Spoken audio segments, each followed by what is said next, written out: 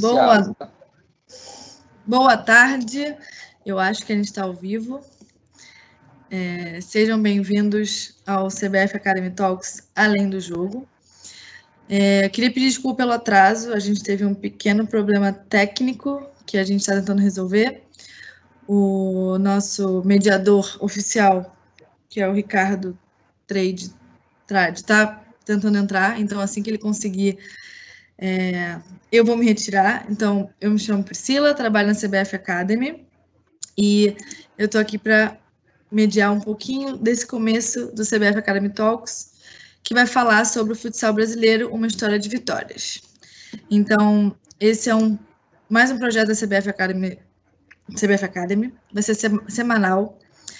Vocês vão ter acesso gratuito aos nossos professores e os nossos especialistas. Hoje, no nosso programa de estreia, a gente tem a honra de receber o PC treinador. Tudo bem, PC? Por favor, pode se apresentar, por favor. Boa tarde, Pri. Boa tarde a todos. Boa tarde, quando o Ricardo entrar, melhor. A todo mundo que se inscreveu. Importante iniciar esse debate e agradecer principalmente a iniciativa do CBF Academy Talks, já que esse é o primeiro de uma série de eventos que busca aprimorar o conhecimento e expandi-lo. Obrigada, PC. Agora também vou convidar o Marcos Sorato. Muito obrigada pela presença. Pode se apresentar, obrigada. Oi, Priscila, boa tarde a todos. É um prazer estar aqui nesse evento e tentar, de alguma maneira, contribuir com alguma ideia, alguma experiência, mas com certeza eu vou aprender muito mais do que ensinar. Então, é sempre bom para o futsal essa troca de ideias e de informação. Obrigado pelo convite. Obrigada a você. Agora, nosso ilustre convidado, Tacão. Obrigada, Tacão, por aceitar o convite. Pode se apresentar. Pessoal, um abraço a todo mundo. Queria, primeiramente, dar um abraço muito especial aí ao PC, ao Sorato e ao Marquinhos pela oportunidade de estar junto. A mim é um prazer muito grande, aqueles que estão nos vendo, aqueles que estão nos ouvindo também. Agradecer à CBF e à CBF Academy por essa chance de colocar todo mundo junto para ter essa conversa. Eu acho que vai ser rica, eu acho que vai ser importante e eu acho que vocês vão ter um chute inicial bem interessante nessa plataforma que vocês criaram. Então, contem comigo, eu estou aqui para ajudar, apesar de estar um pouco por fora da ativa agora, mas estou aqui para colaborar no que for possível e contar um pouco de história, vamos dizer assim. Obrigada, Tacão. Agora, o nosso último convidado, não menos importante, Marquinhos Xavier, nosso técnico da Seleção Brasileira de Futsal. Bem-vindo. Boa tarde, Priscila. Boa tarde a todos. É um imenso prazer que nos reunimos aqui para falar de futsal dentro de um ambiente importante do futebol brasileiro. Nessa direção, eu agradeço a CBF Academy e também a CBF, por proporcionar ao futsal brasileiro essa oportunidade de reunir profissionais que representarão aqui todo o futsal do nosso país, em especial todos os treinadores e treinadoras do futsal brasileiro espalhados por todo o mundo, do qual a gente sente imenso orgulho de fazer parte. Que seja um encontro agradável e que todos possam desfrutar desse momento tão importante para a nossa modalidade. Perfeito, Marquinhos, obrigada. Então, quem começa o nosso debate apresentando é o PC. O PC fez uma apresentação para poder usar nos 15 minutos dele, então agora é com você, PC. Tá ok. Só precisa compartilhar a sua tela.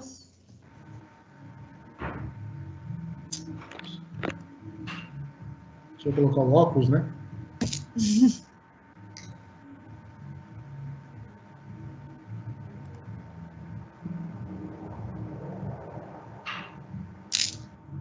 Foi, Pri.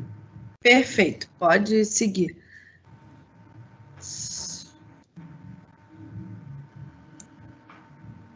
Você controla o tempo, né, Pri? Eu acho que agora, pelo menos para mim, sumiu. Tá aparecendo para vocês? Para mim também.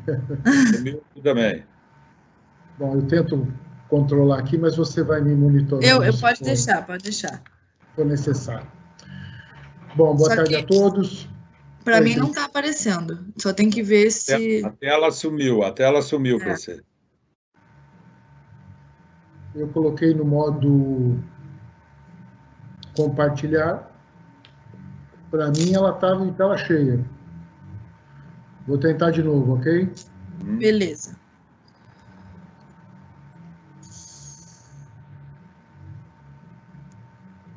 Está compartilhada a tela? Agora tá. Então, eu vou colocar no modo de apresentação. Será que é por isso? Vamos ver. Se ficar ruim, você pode voltar para... acho que não tá rolando a tela de apresentação. Passa um slide para frente para ver se dá, PC. Passei um. Não está passando nada. Não. Isso porque no teste deu tudo certo, hein, gente? Coisas que acontecem no ao vivo. Só pede para...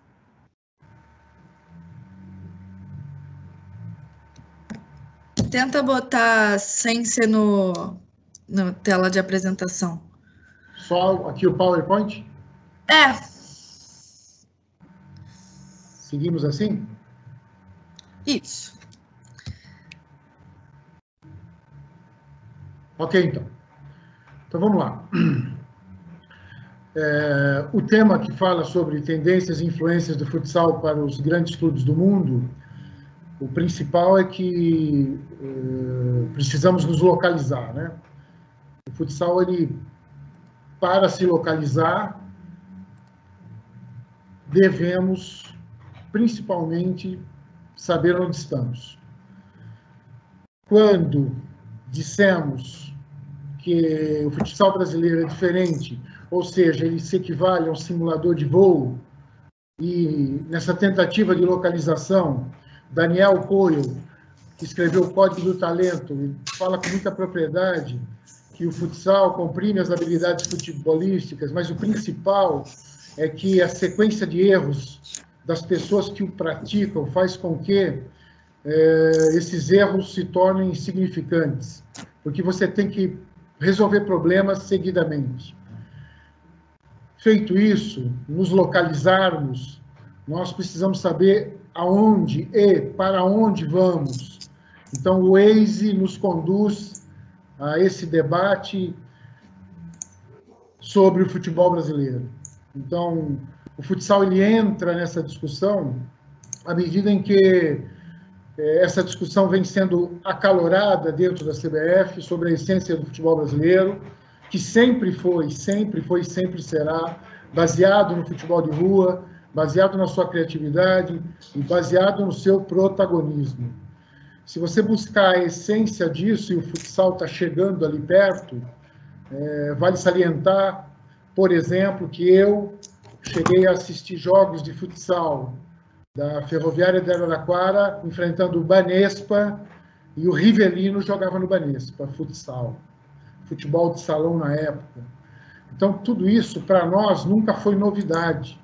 Só que agora, o futsal ele entra nessa discussão, e nós, quando procuramos nos localizar, é importante saber que essa entrada, ela tem limitações, e precisamos ter a real noção de que em algum momento da formação, toda criança vai tentar jogar futebol. Esse é um fato. Então, você não pode lutar contra isso, isso vai acontecer. Então, no momento em que essa localização para nós ela se torna tranquila, porque o futsal, o futebol de salão sempre fez parte da formação dos jogadores de futebol, nós temos que saber que agora, onde somos o centro dessa discussão, identificar por que somos o centro dessa discussão e para onde vamos caminhando. Eu sou a mediadora do evento. Está aberto o teu som. Sendo assim, e estando no centro dessa discussão, o futsal está presente na iniciação, sub-7 até sub-11, em quase todos todas as escolas de iniciação, todos os clubes que estão com futsal na sua base. Isso é uma coisa absolutamente natural, sempre aconteceu. Mas os departamentos sempre estiveram separados do departamento de futebol. Hoje não. Grandes clubes brasileiros têm o departamento de futsal atrelado à formação da equipe de futebol ou da formação dos jogadores de futebol.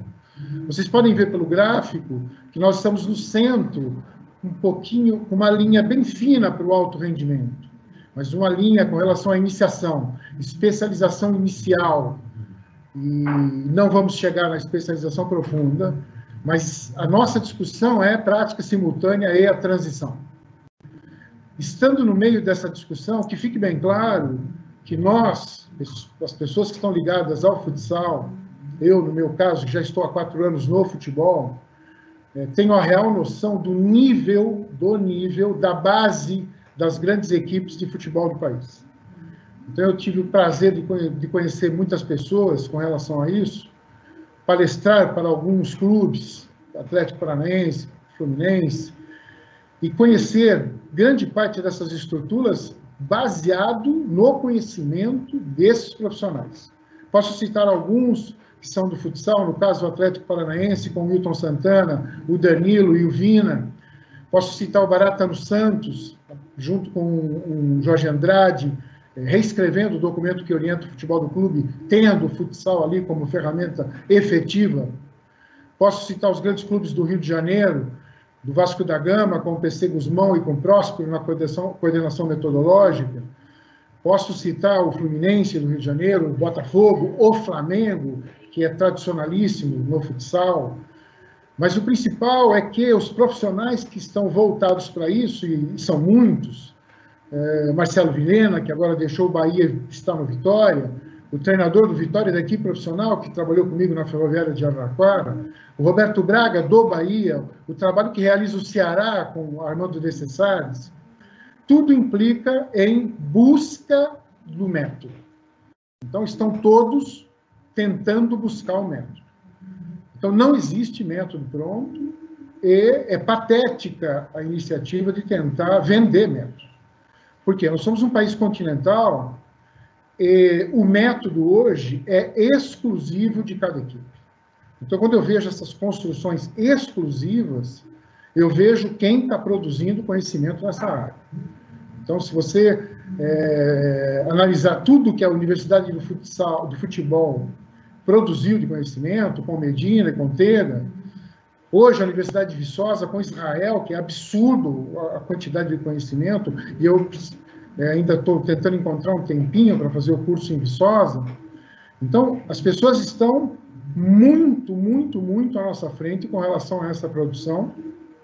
Então, como o futsal entra aí, como método, tendo profissionais de base tão fortes, pessoas gerando e produzindo conhecimento de tão alto nível e sabendo que pandemia acelera processos. Por que pandemia acelera processos? Porque as equipes estão terminando com a sua equipe sub-23, equipes de futebol. Aquele cara que dava uma olhadinha para o sub-20 agora está sentado na arquibancada e olhando para o sub-17.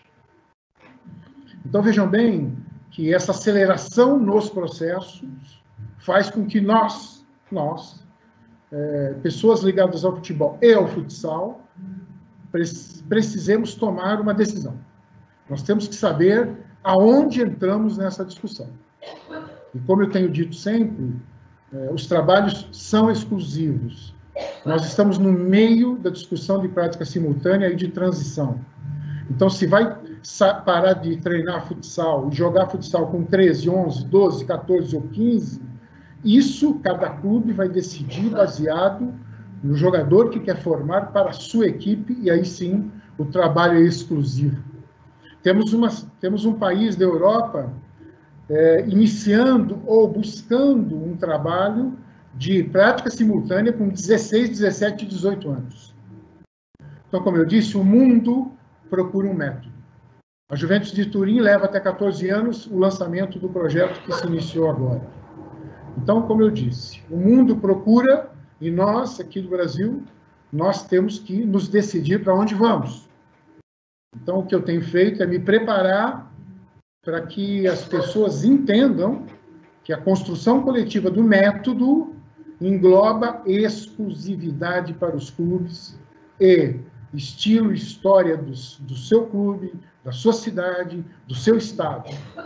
Então, quando eu falo de futsal, eu me lembro muito de estar sentado na Espanha em 96, assistindo a final do Campeonato do Mundo, vencida pelo Tacão, que está conosco aqui, e ver o quanto o ginásio urrava com as jogadas da seleção brasileira.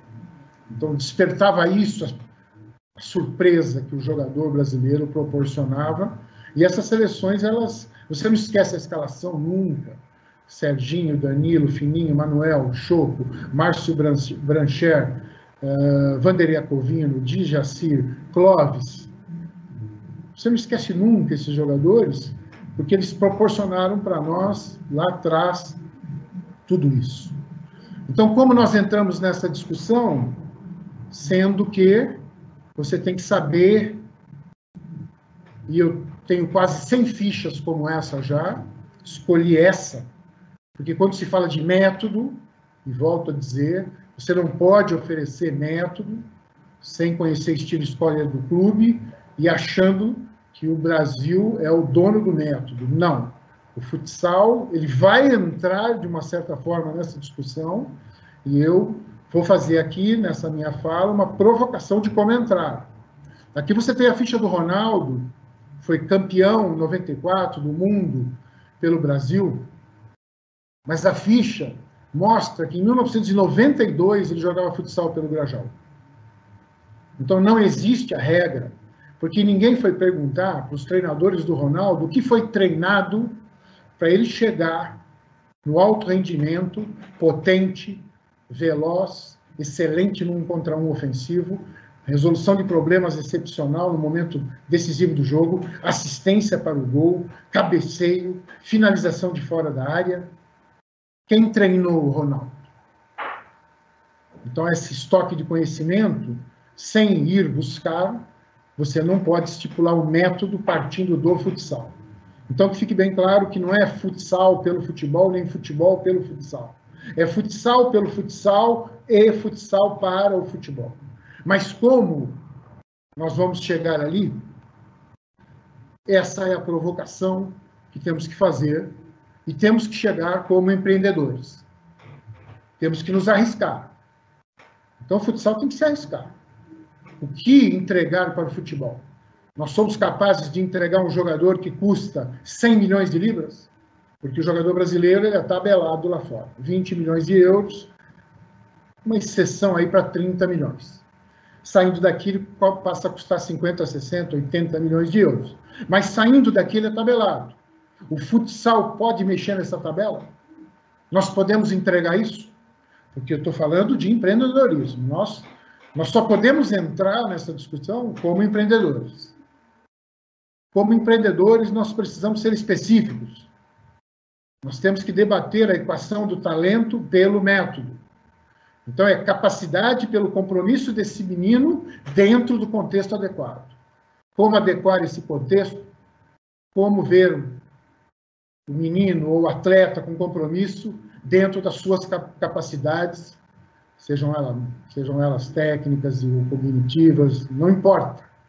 Mas debater a equação do talento pelo método, como eu disse, é função do empreendedor.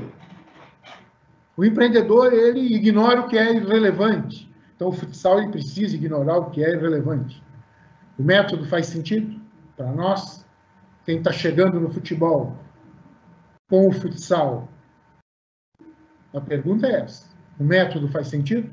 Melhorar a qualidade de vida vai tornar o atleta mais criativo e produtivo. Ponto. É pós-pandemia. Pós-pandemia, processos acelerados. O jogador será mais criativo e produtivo se ele tiver qualidade de vida. Nós vamos viver momentos extremamente difíceis. O produto em si, que é o atleta, o ativo do clube, se ele tinha uma pessoa desempregada na família, vai ter 4, 5, 6 pessoas desempregadas. Vai ser uma realidade difícil. E como empreendedores, diminuir a curva de aprendizado. Isso é o mais importante. Menos tempo para realizar determinada tarefa. A qualidade do treinamento terá que ser excepcional. E temos muita qualidade na base do Brasil. Então, o pessoal do futsal, e eu me incluo, não pode chegar achando que sabe dar treino. Não pode chegar achando que vai resolver os problemas do futebol, que não vai. Nós somos empreendedores. Nos arriscarmos e dizer que vamos sim conseguir vender um jogador por 100 milhões de libras, 100 milhões de libras, ou 100 milhões de euros. Temos essa condição? Temos. Mas o principal é, na número 4, é você diminuir a curva de aprendizado. Isso é importante. O empreendedor enxerga assim. E lembre-se, o futsal ele terá que entrar como empreendedor. Não pode entrar como verdade absoluta de formação, que não é. O futebol brasileiro vai seguir formando jogadores. Talvez alguns mais caros, outros não. Mas o nosso potencial está aí. É empreender. Empreender em cima do debate. E não esqueçamos que a equação do talento ela é extremamente complexa.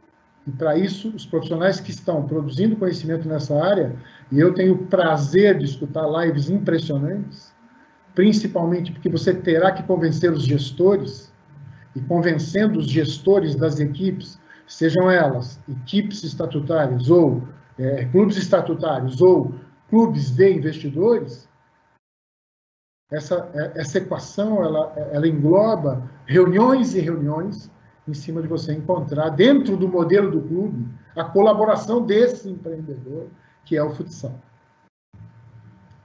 Na sequência do empreendedorismo, você precisa, como diferencial competitivo, capturar a excelência.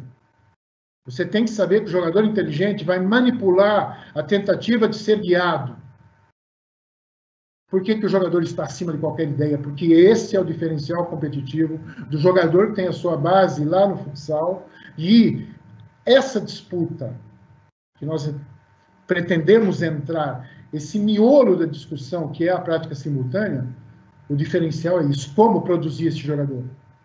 O jogador que manipula a tentativa de ser guiado. Ele quer ser orientado. Guiado, não.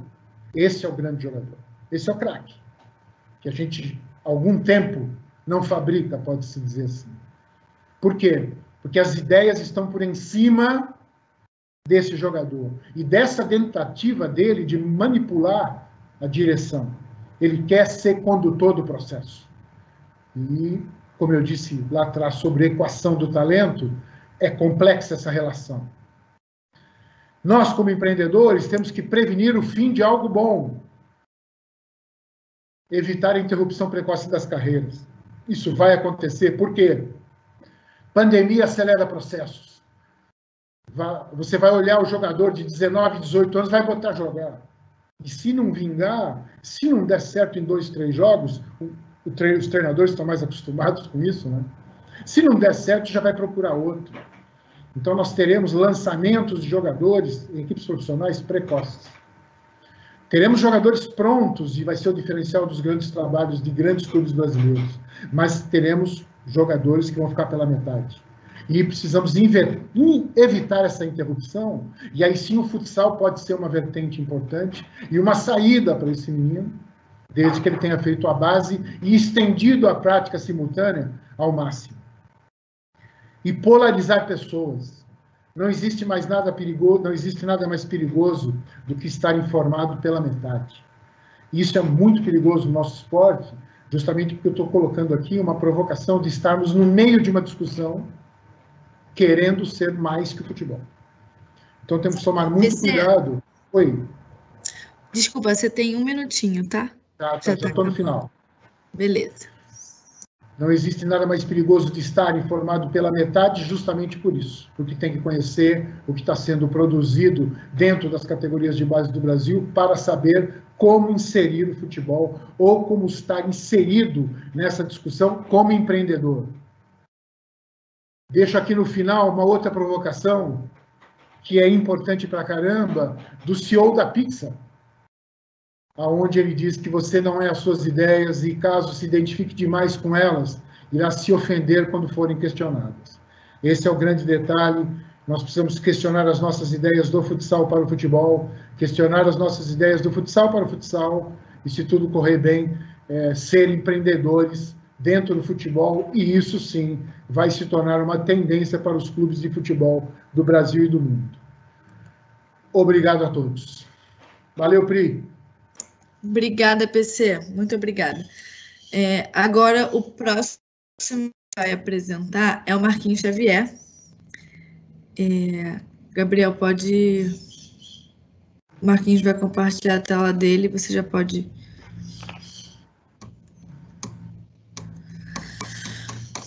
O Marquinhos Xavier vai falar sobre a formação dos treinadores de futsal no Brasil. O que... Compartilhou aí, por favor? Para mim está aparecendo.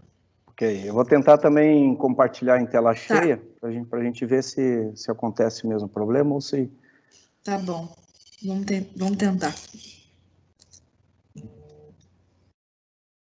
Foi?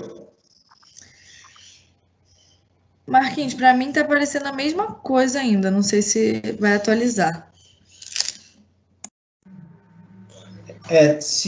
Professor, se você tentar compartilhar, na verdade, bota em modo apresentação e só depois compartilha já o modo apresentação, pode ser que dê certo. Tá ok.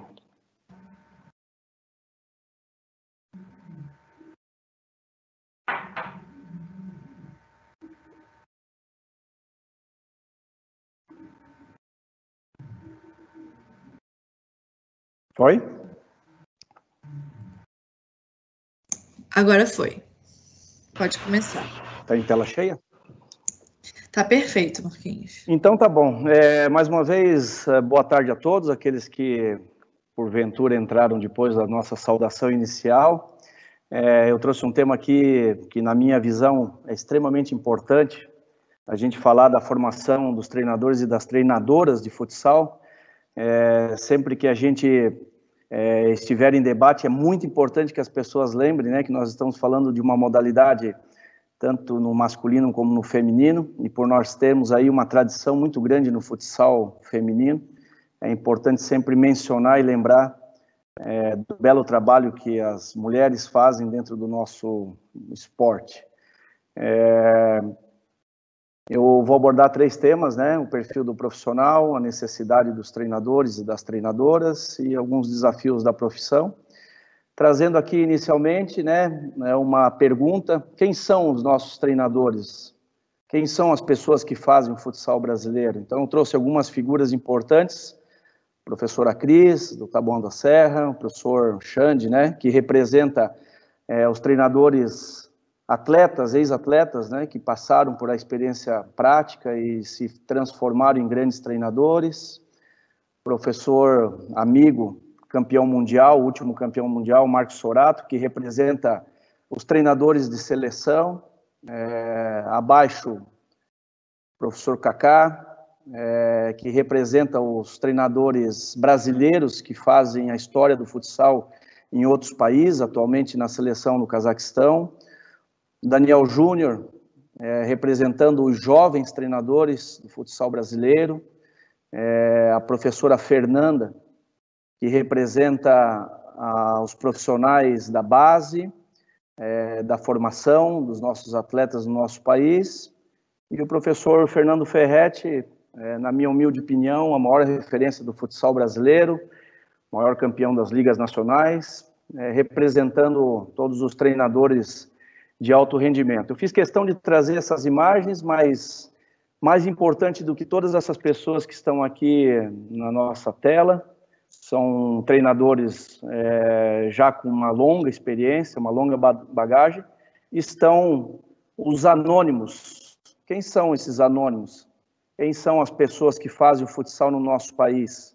Quem são aquelas pessoas que trabalham no futsal lá em ambientes que não são de alto rendimento, que tiveram talvez a necessidade de aprender a virar treinador de uma forma muito direta e agressiva, né, sem ter tido a oportunidade do conhecimento. São essas pessoas que eu acho que nós temos que nos preocupar.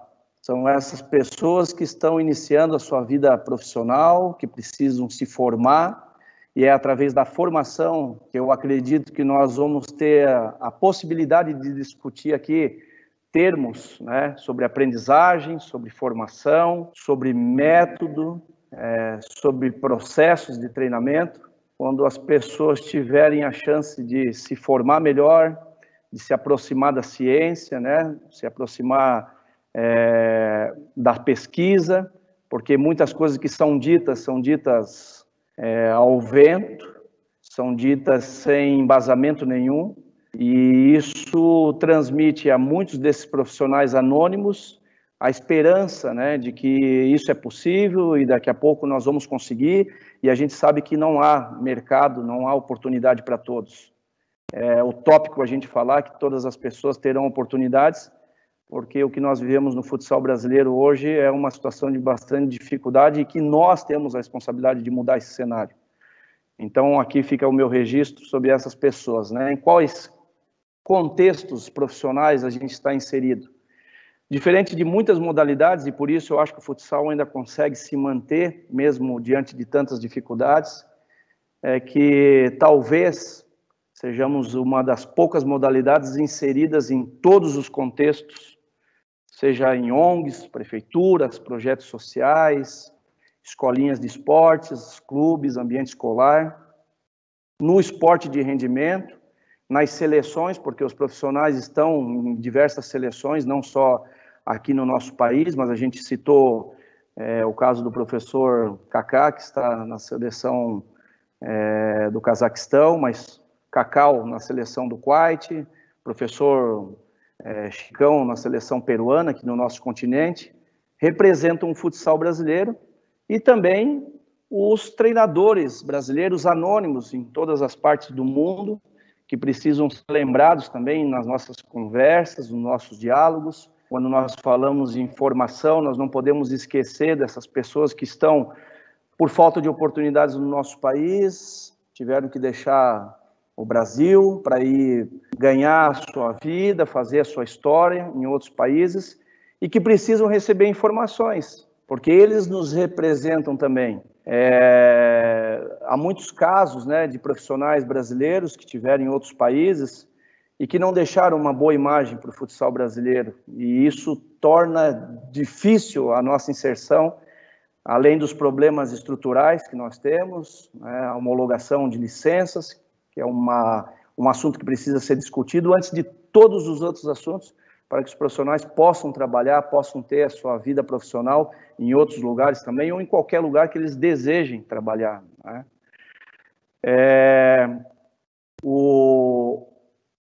Como eles estão se desenvolvendo profissionalmente, né? Nós temos uma lei de 1998 que obriga os profissionais do futsal a passarem pela formação acadêmica, o que, no meu ponto de vista, é importantíssimo. Nós temos hoje aí uma legião de grandes treinadores que realmente fizeram grandes trabalhos, grandes conquistas, mas muitos deles sem a formação acadêmica.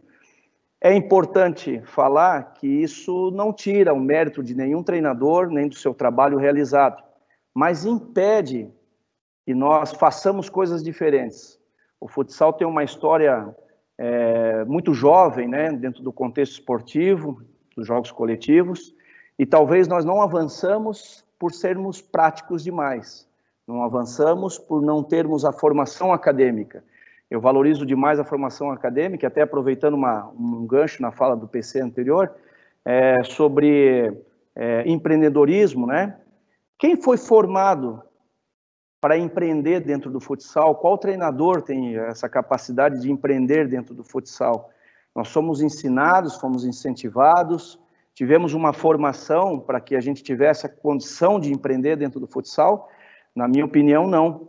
Na minha opinião, um dos motivos pelo qual nós estamos hoje com extrema dificuldade é porque todos nós, treinadores, fomos educados e focados a trabalhar absolutamente dentro do jogo, dentro de uma situação e de uma avaliação resultadista. Os treinadores que conseguiram obter sucesso, resultado, tiveram longevidade dentro dos seus cargos, conquistaram muitos títulos importantes para o nosso país, mas nós não somos a maioria. E nós temos que pensar na maioria, as pessoas que precisam de informações em seus ambientes, né, seja ele de alto rendimento, como já citei anteriormente, ou todos os outros ambientes que não envolvem, às vezes, rendimento. As informações do futsal no ambiente escolar, que é um importante formador também, lá talvez que iniciam-se as práticas mais orientadas. Então, quando nós falamos de futsal, nós falamos sempre pensando naqueles grandes profissionais, naqueles que trouxeram grandes conquistas para nós, e esquecemos daqueles profissionais que precisam de informações adaptadas à sua realidade. Eu acho que essa é a essência, é por isso que nós precisamos brigar. A experiência prática é um outro meio importante, foi ela que deu a condição de muitos treinadores atuarem, né, por uma experiência prática, por ter vivenciado isso na sua passagem como atleta, e construir uma carreira dentro da sua profissão como treinador. E aprendizagem virtual, que é muito atual nos dias de hoje. As pessoas estão aprendendo esporte, aprendendo futebol, aprendendo futsal, na televisão, nos computadores, em redes sociais. Há uma exagerada produção de conteúdo sem organização, por isso nós confundimos métodos com procedimentos metodológicos, métodos de ensino, confundimos técnica com tática. Por quê? Porque há um exagero nos conteúdos e as pessoas não estão educadas para organizar a produção desses conteúdos. Então, o ambiente virtual, que deveria ser hoje e que pode ser uma das grandes ferramentas, tem feito com que muitos profissionais recebam informações achando que é possível reproduzi-las ou replicá-las nos seus ambientes. E eu reforço a minha fala dizendo que a formação acadêmica te dá um dos principais princípios para qualquer profissional, que é a possibilidade de refletir sobre aquilo que se está vendo, aquilo que está sendo falado, para que nós possamos aí sim, após esse processo de reflexão, empregar aquilo que é importante dentro de cada ambiente. Promover o encontro entre os treinadores para trocar experiências. Isso não acontece na nossa realidade, muito pouco. Os eventos são muito restritos e quando acontece por pessoas físicas, né? As entidades precisam se preocupar com isso, porque dando a oportunidade dos treinadores se encontrarem, discutirem as suas relações, discutirem as suas experiências, porque nós temos desafios e dificuldades muito semelhantes, é que nós vamos conseguir avançar em algumas práticas. As necessidades dos treinadores e das treinadoras de futsal no nosso Brasil é justamente organizar e orientar os conteúdos. Ao estar saindo de uma universidade, nós saímos com uma graduação e não significa que nós estamos preparados, nós saímos habilitados. Mas esse processo que muitas pessoas dizem, né, contra que estar numa faculdade ou numa universidade, isso não ganha jogo, isso te dá, pelo contrário, né, te dá o poder de refletir sobre as práticas, e esse conhecimento inicial, esse conhecimento base que se recebe dentro de uma universidade, obviamente não vai resolver todos os problemas, mas vai fazer com que você olhe em várias direções e não somente no resultado.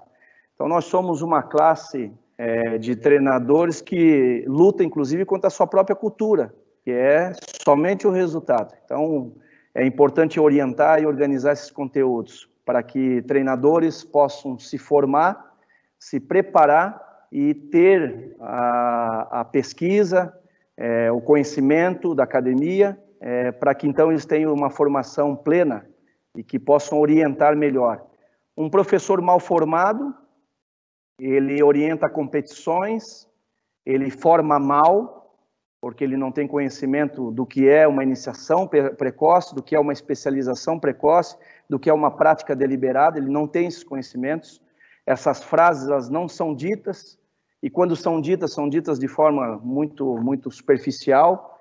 Então, as pessoas precisam entender o que é isso, para que a gente possa ter uma aplicação do que a gente faz e do que a gente imagina que seja o correto, baseado na ciência e principalmente na pesquisa.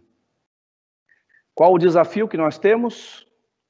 Os desafios profissionais, né? Temos muitos desafios, mas um dos grandes desafios é desenhar esse modelo formativo. Eu dividi aqui os treinadores em 3 categorias, né? Para que a gente possa ter uma facilidade de compreensão. Treinadores de participação, existem treinadores que não estão preocupados se aquelas crianças vão se tornar atletas e passivos de clubes. Eles estão preocupados com a questão social, de como essas crianças vão se desenvolver a partir do esporte. Elas estão preocupadas de como as crianças vão adquirir o prazer e o gosto, porque essas crianças que muitas vezes praticam o esporte de participação, e é importante dizer, né, que 99% das crianças, dos jovens que estão em práticas, provavelmente vão estar sentados em arquibancadas e não dentro do jogo, não dentro da quadra para jogar, mas elas poderão ser futuros gestores, secretários de esporte, prefeitos, ministros, talvez, um dia que nós voltarmos a ter esse ministério importante, que nós perdemos. Então, essas pessoas vão patrocinar o esporte, elas vão ter o gosto do esporte. Então, na participação é diferente do alto rendimento. E também é diferente na formação e no desenvolvimento dos atletas. Por isso, a missão é de organizar esses modelos formativos para que as pessoas, ao receber informações, principalmente no ambiente virtual, possam fazer as suas práticas reflexivas e entender o que cabe em cada contexto. E os treinadores de alto rendimento, de elite, que são treinadores já com uma preparação muito maior, treinadores que têm já uma experiência prática e que podem se balizar nos conceitos e nos conhecimentos teóricos produzidos pela ciência. Aqui eu deixo, caminhando para o encerramento da minha fala, que poderia ser até muito mais extensa, porque é um assunto que me inquieta bastante, mas é uma frase muito pessoal. Não bastará nós oferecermos somente cursos de formação. Nós estamos cheios de cursos de formação no nosso país hoje. A nossa missão, enquanto profissionais, organizações, clubes e entidades, é promover a colaboração e não a concorrência. Nós estamos concorrendo conosco, entre nós. Nós temos que parar e trabalhar em colaboração. Pensar que o futsal brasileiro precisa de colaboração. É assim que a gente vai se tornar grande. E finalizando a minha fala, eu trago aqui uma frase da professora Larissa Galati. Fiz questão de trazer a frase dela, porque eu acho que ela representa vários profissionais da academia, né? Professor Michel Ministed, professor Alexandre Tozeto, que trabalham na área de formação, no estudo da formação dos treinadores, onde ela diz que eu deixo de fazer o que os outros fazem, sem repetir o que fazem, pois eu sou capaz de refletir sobre essa prática. Então nós temos que parar de obedecer à lógica e fazer as coisas só por fazer, ou copiar as coisas. As experiências compartilhadas no mundo virtual precisam de reflexão, ou nós estaremos apenas replicando o conhecimento de outras pessoas, e muitas vezes sem a ética profissional, que também se aprende dentro da academia, dentro da formação acadêmica. Pela atenção de todos, muito obrigado, e deixo aqui uma saudação muito especial a todos os treinadores brasileiros que passam pelo momento de grande dificuldade, e garanto a todos eles que nós vamos sair dessa muito mais fortalecidos. Obrigada, Marquinhos. Muito legal sua apresentação. Agora, vou dar a palavra ao Tacão. Tacão, fica à vontade. Só aguardar o Gabriel, acho que botar a gente, todo mundo no ao vivo de novo. Agora, por enquanto, tá só o Marquinhos. Foi. Tacão, é com você. Você tá no mudo, Tacão. Jabre, eu agradeço a oportunidade, vamos conversar um pouco. O meu tema seria a gestão de pessoas, como é que a gente faz para combinar técnica, como é que a gente faz para combinar os nossos projetos com a gestão das pessoas com quem nós trabalhamos. Então, aí eu pergunto a vocês o seguinte: quem são essas pessoas com quem a gente trabalha? Quem que está diretamente ligado a nós? E a pergunta que eu faço a todos os técnicos que estão me ouvindo aí no Brasil e por fora, eu sei que tem gente de fora também do Brasil nos ouvindo, porque hoje eu recebi até uma consulta a respeito de uma pessoa que está na Espanha, eu diria para vocês o seguinte: vocês conhecem o seu atleta?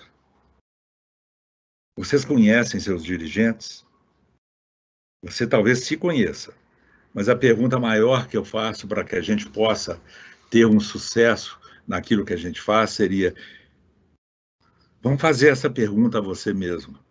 Você conhece o seu profissional que trabalha com você? Às vezes sim. Conhece os dirigentes com quem você trabalha ou para quem você trabalha?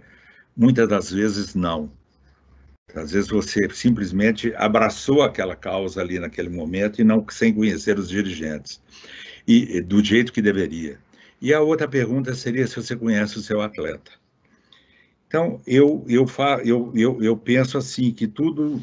Eu dei muita sorte na minha vida, porque eu comecei minha vida como educador. Comecei minha vida como educador, dando aula, e sempre fui professor desde jovem.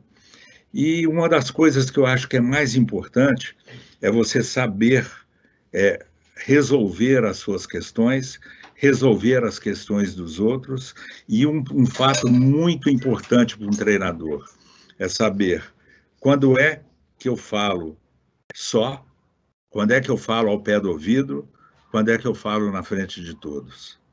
Então, essa é uma questão que é muito importante. Eu falo muito até hoje, eu brinco muito com meus alunos, porque eu não faço nada diferente do que eu fazia no futebol, só que eu estou dando aula agora em outra área, mas eu faço a mesma coisa. Eu falo assim: hoje é dia de você ir para o confessionário. Quando eu falo assim, está na hora de você ir para o confessionário, a pessoa já sabe que vai ouvir alguma coisa que ele não queria ouvir, porque eu não vou fazer o confessionário na frente de todo mundo.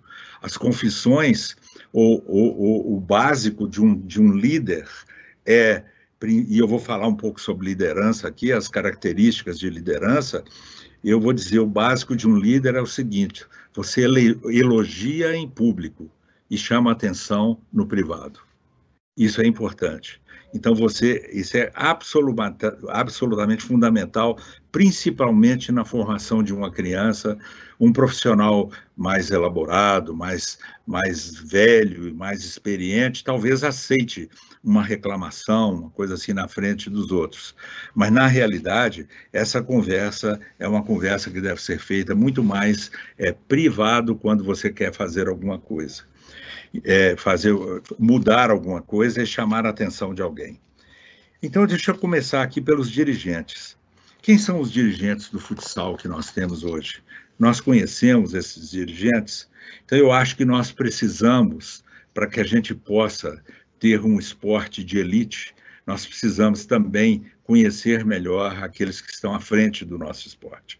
Não adianta você simplesmente querer ser excelência, e sermos excelência, e somos excelência, se a gente não tiver por trás de nós um grupo que vai trabalhar e que vai também exercitar essa excelência. Um treinador, assim como o dirigente, ele simplesmente, assim como um professor, ele age ou ele lidera por exemplos. A gente lidera por exemplo.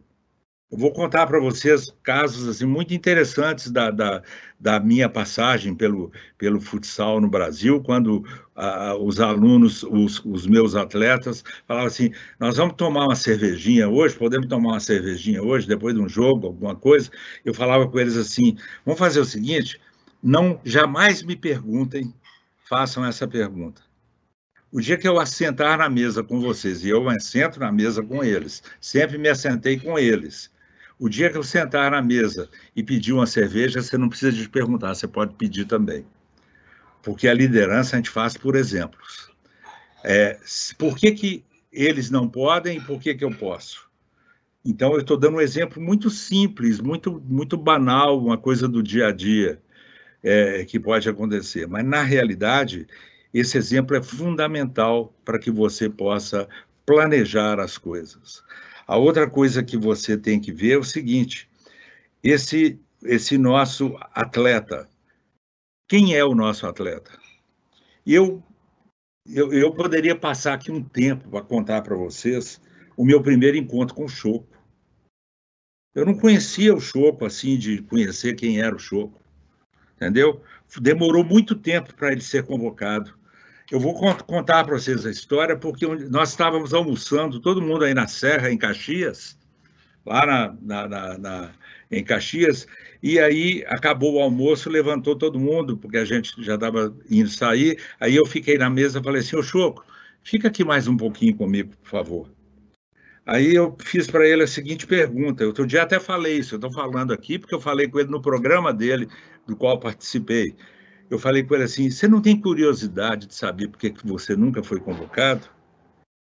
Aí ele falou assim, não, eu nunca passou pela minha cabeça. Eu falei assim, eu particularmente, eu nunca te conheci. Então eu tive que buscar informação sobre você. E eu vou falar com vocês, por que eu estou citando esse exemplo? Porque foi um jogador que jamais me deu um problema sequer. Jamais me deu um problema sequer. Disciplinado, obediente.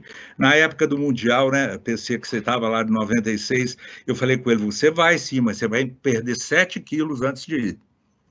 E foi o trabalho que foi feito especificamente com ele para isso. E ele sabia que nós precisávamos dele, como ele foi uma das peças mais importantes naquele Mundial. Você sabe quem é o jogador? Você sabe quantos filhos ele tem? Você sabe se ele é casado? Você sabe se o seu jogador tem algum problema, se o pai é doente, se ele sustenta a família? Isso tudo faz parte de uma entrevista que a gente faz, de um portfólio que a gente guarda. Da mesma forma que vocês viram ali a ficha da CBF do Ronaldinho, né, do Ronaldo Fenômeno, você também tem que ter a ficha do seu profissional, da pessoa com quem você trabalha. Quem é esse menino? Quem é esse menino? Quantos meninos na minha vida eu já me aproximei deles e da família deles para tirá-los da vida de droga e dessas coisas que poderiam estar acontecendo? Nós todos passamos por isso. Isso é papel de treinador também. Marquinhos já falou aí, o PC falou, nós não trabalhamos não é só dentro das quadras, não. O mais importante é a formação da pessoa. Eu prefiro ser campeão na formação da pessoa do que ser campeão de outra forma. Então, eu gostaria de dizer a vocês essas questões. Então, o técnico, quando ele está ali no meio, ele está no meio de uma situação onde ele recebe pressão de todos os lados. Ele é praticamente bombardeado, de certa forma. Então, quem é esse técnico? Esse técnico tem que ter uma formação de liderança muito grande. Vocês citaram aí as questões da mídia. A mídia hoje, ela pode te destruir num minuto. A mídia antigamente, na minha época, ela tinha um papel muito mais de fofoqueira, de querer dar palpite, de querer cornetar na escalação de seleção, cornetar na questão da convocação de uma seleção, mas a mídia hoje em dia ela pode ser perversa. Ela pode te colocar numa posição que pode praticamente te deixar por fora daquilo ou te alijar daquilo que você faz com tanta competência. Então, do outro lado, apesar de você estar sofrendo de um lado, tem o outro lado que está te julgando. Esse julgamento é feito pelo número de títulos, nós falamos isso aí, perdeu o próprio jogador que nós estamos, o próprio atleta com quem nós estamos trabalhando, nós julgamos ele em quanto tempo? Quanto tempo a gente dá a eles para que ele possa mostrar para nós que ele será útil ou que ele é útil? Então, gente, a gestão de pessoas na minha concepção é o seguinte, não é nada mais, nada menos do que você trabalhar profundamente para conhecer as pessoas. conhecer. Eu sempre trabalhei conversando com o atleta, eu sempre trabalhei buscando conhecer. Você tem namorada, não tem namorada? Como é que é a sua namorada? Entendeu? Então, a gente tem história. Eu acho que eu podia até escrever um livro com a história desse cara todo que tem por aí, de tanto que eu aprendi com eles e de tanto que a gente conversou. E as questões da liderança? As questões da liderança, para mim, é o seguinte: quem é o líder? Qual é uma liderança efetiva? Nós temos que ver as qualidades do líder, e essas qualidades do líder, para mim, elas se baseiam em valores e princípios. Não é a qualidade dele como profissional, como técnico, é a qualidade de valores, qualidade de princípios dele. Então, isso, para mim, é o mais importante. Então, uma liderança efetiva começa com a qualidade do líder. Segundo, a qualidade do grupo. Você não pode deixar de ter um grupo que acredite em você. Da mesma forma que você não pode deixar de acreditar no seu grupo. Então, eu vou citar um exemplo aqui para vocês que ocorreu no futebol de campo, e o PC me ajuda aí se eu estiver errado, que quando em 2002 o Filipão resolveu não levar o Romário para a Copa do Mundo. Por que ele não levou? Eu não vou perguntar a ele. Se eu encontrar com ele, eu até pergunto. Mas talvez ele fez aquilo em questão de formação de grupo. Apesar de eu, particularmente, a única vez que eu tive com o Romário, eu tive uma impressão muito boa dele. Mas não é o dia a dia, não é aquilo que a gente vive. Então, você tem que saber também gerir o seu grupo e, se tiver alguma pessoa dentro do grupo, seja no seu staff, seja no seu grupo de atletas, que possa vir a prejudicar a meta, a gente trabalha com metas. Isso é importantíssimo para que a gente seja um vencedor, é ter uma meta, é ter um gol, né? A gente fala, vamos chamar de gol, porque para nós é até melhor, em vez de falar de meta, falar de gol. É aonde que nós queremos chegar e como nós vamos chegar lá. E isso é muito importante que a gente tenha essa possibilidade de conversar dessa forma. A outra coisa são os estilos de liderança. Qual é o estilo de liderança? É aquele treinador que dá porrada no atleta? Ou é aquele treinador que quer conversar? É aquele treinador que xinga no meio da quadra para poder aparecer que ele é bravo e que para ver o público que está por trás dele? Aí cada um escolha o seu estilo. Eu, particularmente, não é que eu nunca tenha xingado, nunca tenha ficado bravo, já fiquei bravo, sim, muitas vezes, mas eu digo a vocês com toda honestidade, tentando me controlar o máximo possível para não passar aquele ambiente de nervosismo e de ansiedade para o nosso profissional. Então, vamos focar nisso. Para encerrar, já está chegando o final do meu tempo, eu queria dizer para você só uma coisa, 2 pontos, são os valores e os princípios, e saber viver cada momento que cada um esteja vivendo, saber ser parte dos momentos de dificuldade e de sucesso de cada um dos nossos atletas. Na seleção é mais simples, no clube é importante, porque você tem um trabalho a longo prazo, você convive com aquele atleta muito mais tempo do que numa seleção. Eu, na seleção, eu tinha pouco tempo, mas o pouco tempo que eu tinha a grande meta na minha vida era conhecer com quem eu estava trabalhando. Então, gente, eu deixo essa mensagem para vocês, uma mensagem de muito otimismo, porque a safra que eu estou vendo aí, de até ex-pessoas que chegaram até jogar comigo e tal, eu gostaria de dizer a vocês que me encanta o fato de ver as novas lideranças que estão surgindo. Tá? Muito obrigado por essa oportunidade. Obrigada, Tacão. Agora, o nosso último convidado, que vai apresentar, o Marcos Sorato. Pode ficar à vontade, Marcos, é com você. Bom, boa tarde uma vez mais. Agradeço a oportunidade de, como eu falei no começo, estar aqui mais aprendendo do que poder falar. Quando me convidaram para esse encontro, eu tive contato com 2 pessoas, o Baca e o Vitor, e perguntei que tema que eu deveria falar. Não sei qual deles me sugeriu falar sobre formação. Eu falei que eu não me sentia preparado, não me sentia preparado, porque nunca trabalhei na base, não sou formado em educação física, então acredito que há outros profissionais muito mais preparados do que eu para falar sobre isso. Eu posso até opinar, mas não posso falar com propriedade desse assunto. Aí o Baca me sugeriu falar do case seleção, eu achei interessante, não porque é o meu case seleção, muito pelo contrário, é um case do futsal brasileiro, o futsal brasileiro que parece que agora a pandemia nos ajudou a nos unirmos mais e nos dar conta do que a Espanha fez lá atrás, de documentar e vender a escola espanhola para o mundo como a escola mais tática do mundo. Parece que agora a gente está começando a entender esse processo de se unir e documentar. O Marquinhos é um exemplo disso, de documentar tudo que a gente vem fazendo e colocar para o mundo conhecer. E eu não quero falar da seleção, quero falar, ou posso falar depois da seleção, quero falar um pouco do que eu vivi na minha profissão, metade do tempo, 16 anos na Espanha. Como a gente contribuiu para o futsal espanhol.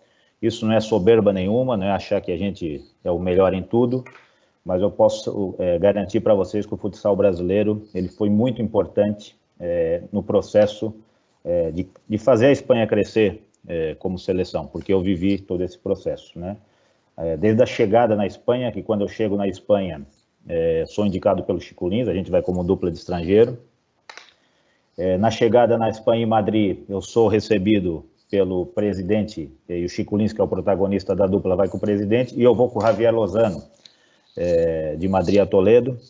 Para quem não conhece, o Javier Lozano é o atual presidente da Liga Espanhola, é o treinador que jogou 4 mundiais, perdeu os 2 primeiros para o Tacão, para o nosso brilhante Tacão, e ganhou os outros 2. O Lozano, nesse momento, ele é jogador ainda, ele acaba a temporada dele como jogador, é a última temporada dele, joga conosco. E eu, chegando na Espanha, eu me deparo com 2 situações muito claras, uma positiva e uma negativa. A clara, a situação positiva, é que a Espanha ela é modelo de organização de competição. Ela foi em 1990, quando eu cheguei, e é até hoje, né? A competição com calendário definido, play-off com 3 jogos, televisão aberta, quadras padronizadas 40x20, isso só aconteceu depois no Brasil. Isso é muito positivo. E ela é totalmente negativa quando a gente recebe a programação de treinamento. É um volume baixíssimo de treino, 4 treinos por semana para jogar os sábados, treinos sem intensidade e sem ser competitivo. Nesse momento, o Brasil, que já vinha na década de 80 com verdadeiras equipes profissionais, projetos profissionais, Perdigão, Sadia, Enxuta, etc., eu e o Chico tínhamos vivido esse processo aqui no Brasil. A gente pede para o nosso presidente aumentar, a gente treinar 2 períodos, como já fazia no Brasil. Quer dizer, qualquer chefe gosta que o seu trabalhador trabalhe mais, o presidente aceitou, convenceu aos jogadores e ao preparador físico. Por que eu cito o preparador físico? O preparador físico José Antônio é o que acompanha o Lozano nos 4 mundiais, inclusive acompanha o José Antônio em 2008. Ele é o mesmo preparador físico que acompanha esse processo de volume e de qualidade de treino que o brasileiro tem há muito tempo, e tem até hoje mais que os demais na minha visão. Então, o Lozano acaba de jogar essa temporada. Na temporada seguinte, nós, com esse aumento, com esse volume de treino, já conseguimos ganhar a Copa, surpreendentemente. Nesse momento, o Interview é o verdadeiro bicho-papão da Espanha, ganha 90% dos títulos. Seria o que foi a seleção brasileira no início da década de 90 com o Tacão. Todo mundo queria ganhar, mas não conseguia. O Lozano fica 4 meses como treinador, sabendo que o Ney Pereira devia se apresentar em janeiro, mas o Ney Pereira ele não aparece em janeiro. O Lozano, em dezembro, é indicado para a seleção pelo nosso presidente, assim ele chega à seleção espanhola, dezembro de 91, 92. E o Ney Pereira, ao não se apresentar, abre espaço para o Zego e para o Beto, que é a dupla de treinadores que assume a nossa equipe. Eles viviam na cidade de Toledo. E o Zego assume a nossa equipe cuidando da parte ofensiva e bota em prática aquilo que ele inventou, o 4 em 0, o sistema 4 em 0, 4 em linha. O Zego coloca em prática. E a nossa equipe consegue, através que o mais importante do jogo 4 em 0, independente de filosofias e qualquer outra coisa, é um jogo brasileiro, a gente consegue bater o Interview, mostrando que o jogo de conjunto é capaz de superar uma equipe de mais qualidade. O Interview tinha mais qualidade que todos, a gente consegue ganhar a Liga nesse momento e joga mais 2 finais de Liga, virando 4-0 um pouco modelo para as outras equipes na Espanha. Nessa época era muito mais fácil que hoje jogar 4-0, porque o goleiro saindo da área era falta naquela época, então jogar de 4-0 era menos difícil que é hoje em dia. Mas para mim o mais importante que fica registrado para o futsal espanhol é que o jogo de conjuntos pode superar uma equipe de superior qualidade, né? Para combater esse 4-0, a gente consegue jogar 3 finais, começa a se defender, a fazer a defesa mista na Espanha, defesa mista ou em zona, que a Espanha vende como se fosse delas, mas eu também não considero delas, porque o Ferretti já fazia no final da década de 80 essa defesa na Tigre. Então, o que eu quero aqui mostrar é que o nosso produto, a nossa escola brasileira, ela tem que ser melhor vendida, nós temos que nos unir para vender, porque é um produto referência no mundo. A gente foi quase pioneiro em todas as situações, como eu falei, não estou desmerecendo os outros países, muito menos a seleção espanhola, mas a Espanha cresce nesse sentido. Vem uma geração de atletas formados no futsal, que consegue aí sim conquistar o Mundial de 2000 e 2004, né? Nesse momento, o Lozano, que é um grande gestor, ele cria o curso de treinadores de futsal na Espanha, começa a obrigar a ter o título de treinador espanhol para poder treinar na Espanha. Isso faz com que feche o mercado para nós brasileiros, inclusive quando o Jarico e o PC vão para a Espanha, multicampeões no Brasil, até conseguir a sua documentação não foi simples, porque eles provocaram isso mesmo, fechamento do mercado para nós, e vendem para o mundo. A escola espanhola é a mais tática que pode ter no futsal mundial, por isso ganhou da seleção brasileira. Mas eu desafio a qualquer um a provar que a nossa escola brasileira não tem mais variedade que qualquer escola de futsal do mundo. Eu posso demonstrar isso dando alguns exemplos. Primeiro, falando um pouco da escola espanhola. A escola espanhola ela vai ser baseada em defesa mista, treinos em quadras reduzidas, treinos de contra-ataque. E uma vantagem, sim, que eles têm em relação a nós, que é pela regra, que eles dedicaram muito tempo à bola parada. Por quê? No Brasil, a regra foi mudada em 94, aqui passou a ser com o pé em 1994, na Espanha só foi mudar em 2006. Então, a bola parada lá sempre foi muito bem cuidada. Mas eu desafio, e é uma escola muito homogênea para mim, muito parecida, todo o estilo de jogo, né? Porque eu desafio a encontrar uma equipe espanhola que defenda, por exemplo, no quadrante do Ferretti, quando dirigiu a Malve, que tenha o sistema de jogo que o PC colocou no Corinthians em 2010, que tenha o trabalho de intensidade, o goleiro linha do Marquinhos, não vejo isso nas equipes espanholas, que tenha, por exemplo, o Sérgio Lacerda agora usando o Johnny em várias situações, como o Cacau usou o Higuita e foi campeão da Europa. Essa variedade tática, ela não acontece na escola espanhola. Então, eu quero reforçar isso para que a gente se una, saber que nós temos um produto único no mundo e a gente aprender a vender o nosso produto, né? Porque a gente é referência quanto a isso. Então, nós não podemos desperdiçar esse nosso conhecimento, e é um conhecimento, como eu falei, na minha opinião, muito mais variado e muito mais amplo. E respeito todas as outras escolas. Baseado nisso, como o Baca pediu para eu falar um pouco da seleção brasileira, eu chego à seleção brasileira da mão do PC, com certeza, não tinha outro meio de eu chegar à seleção brasileira, com o aval do Reinaldo, né? Eu consigo chegar à seleção brasileira, fico no ciclo de 2008 como auxiliar técnico, porque era totalmente desconhecido no Brasil. Em 2009, eu recebo, surpreendentemente, nunca imaginava receber o convite para treinar a seleção brasileira, e 2 motivos me fizeram assumir a seleção brasileira. O primeiro, totalmente pessoal, que era a única maneira de eu continuar morando na minha cidade, que é Criciúma, depois de estar tantos anos fora, então é um motivo pessoal. E o segundo, que eu tinha todo o apoio da comissão técnica, do Reinaldo, a todos que permaneceram. Eu me sentia, dentro dessa engrenagem, eu me sentia muito apoiado, tendo o suporte de todos, né? Então, eu aceito esse desafio, não sou racional nesse momento, porque talvez eu assumi a situação de maior pressão no mundo. Eu recebo uma seleção brasileira campeã do mundo, com 150 jogos, uma derrota apenas no amistoso, e eu, um treinador totalmente desconhecido no Brasil, nunca tinha trabalhado no Brasil, e recebo essa pressão, mas como eu falei, graças ao apoio da comissão técnica, me sinto forte para assumir a seleção. E aí a gente vai passar um pouco ano a ano das principais competições. Eu assumo em 2009, a primeira competição é um Grand Prix que é facilitado, porque a principal seleção que vem jogar é o Irã, mas ela vem com uma equipe B.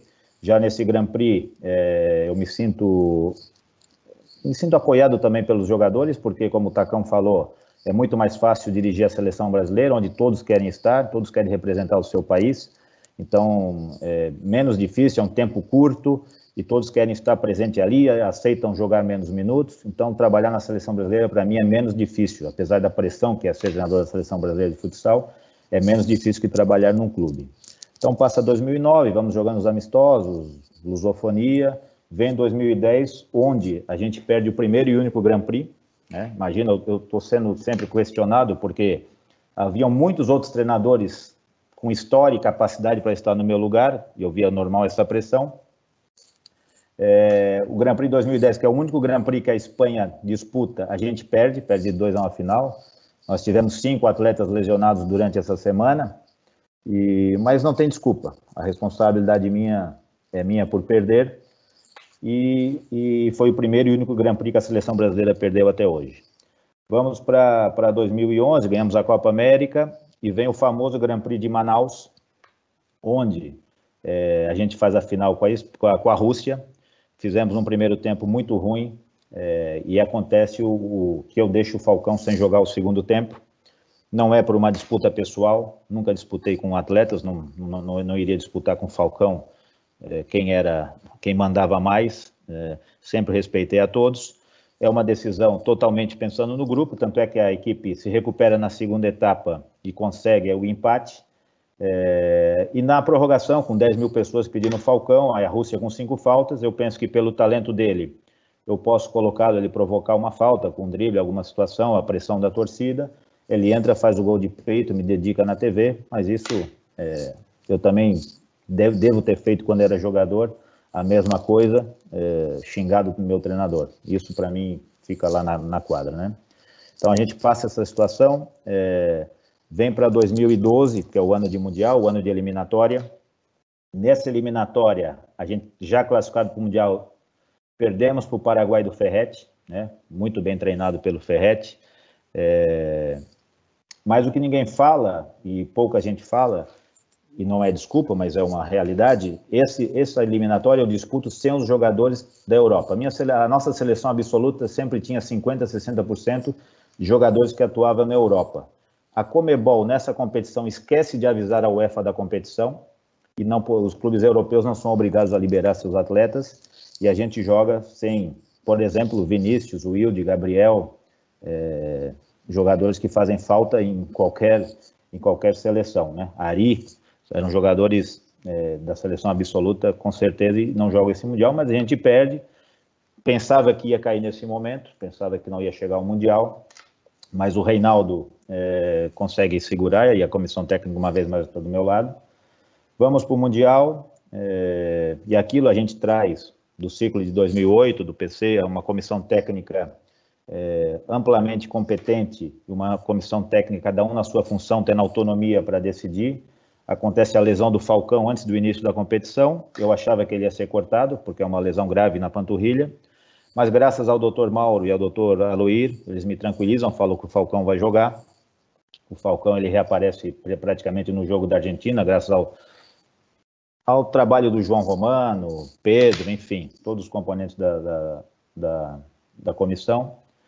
Eu, no jogo da Argentina, eu tinha claro que o Falcão seria utilizado numa situação, porque ele sai praticamente da cama para um jogo, ele seria utilizado numa situação de desespero ou numa situação do placar a favor, né? Quando começamos perdendo 2 a 0 para a Argentina, faltando 7 minutos, o desespero é total, o Falcão entra, resolve, e assim se escreve a história do jogo contra a Argentina. Ele entrou quando eu achei que já estava desesperado, era assim que eu pensava. Porque se eu coloco o Falcão com 2 a 0, a equipe toma o gol, o grupo vai pensar, pô, o treinador botou o Falcão no momento comprometido, podia ter esperado, enfim. Era o que eu tinha pensado antes e sempre, claro, conversando com o Vander. Não posso esquecer aqui do Vander, que para mim era um treinador mais e foi fundamental em todas as situações, né? Aí vamos para a final. Para a final eu só levo um aprendizado, que é o aprendizado da final de 2000. a final de 2000 em Guatemala, a seleção brasileira perde com 2 gols de 12 metros do Javi Rodrigues, e eu vejo ali que jogar com 5 faltas uma final faz diferença, né? A prova mais recente é Portugal, ganha o último europeu com uma falta de 10 metros.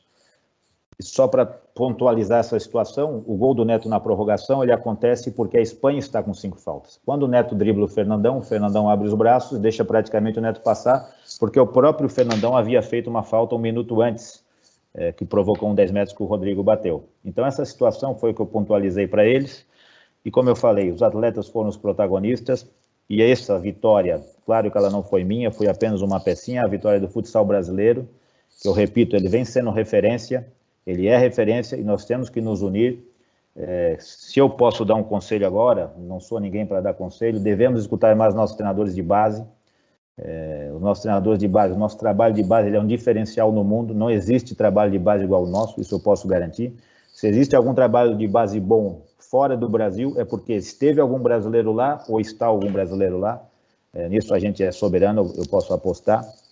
Então, assim, vamos nos unir, nosso produto é bom, fomos referência e somos referência, mas precisamos estar juntos para vender o que a Espanha fez, a Escola Espanhola de Futsal. Não devemos nada para ninguém, então, assim, isso vai contribuir para todos os profissionais de futsal, que, como vocês bem pontualizaram, depois dessa pandemia, nós vamos precisar de muita união. Então, agradeço a oportunidade, já foi outra pressão falar depois de 3 grandes treinadores, como são os 3, PC, Tacão e Marquinhos, mas é uma oportunidade muito boa e a gente precisa fazer mais reuniões como essa para que todos cresçam. Obrigado pela atenção e foi um prazer. Obrigada, Sorato. Muito bom. Então, gente, agora a dinâmica, a gente tem 10 minutos de debate. Se vocês, enfim, é opcional, mas eu acho que é interessante, tem uma pergunta. Vocês têm 10 minutos para debater. Eu vou falar a pergunta para vocês. Qual o maior diferencial que o futsal proporciona para um atleta de futebol? Aí quem quer começar? Respondendo. Eu vou começar porque eu não estou ligado a isso. O PC não pode falar porque ele está muito ligado a isso. Para mim é o raciocínio, entendeu? A questão do raciocínio. O futsal ele coloca, obriga o atleta a um raciocínio muito rápido e uma tomada de decisão muito rápida. E o espaço sendo muito menor, então a sua agilidade. E eu ouvi isso do famoso Mário Sérgio. Mário Sérgio, que foi treinador de futebol, que infelizmente nos deixou muito cedo, falava isso comigo. O meu jogador, se não tiver jogado futsal, eu não quero.